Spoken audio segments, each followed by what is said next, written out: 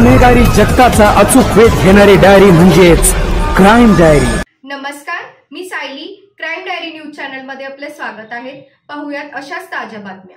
हातकणंगले तालुक्यातील हुपरी शहरात अंमली पदार्थांचे सेवन करून 3 तरुणांनी दहशत माजवत 2 दुकानांची तोडफोड केल्याची घटना आज दुपारी घडली असून हुपरी शहरासह परिसरात दहशतीचं वातावरण निर्माण झालं आहे।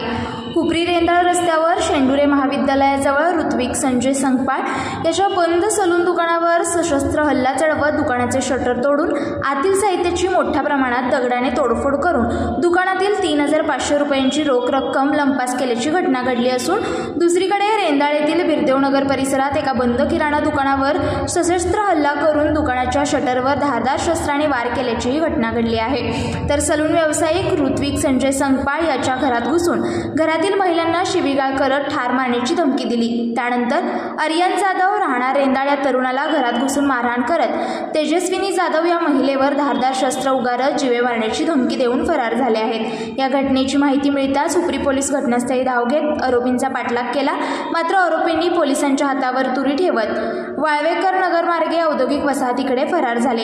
या घटनेने हुपरी व शहरासह रेंदाळ आणि परिसरात दहशत माजली आहे।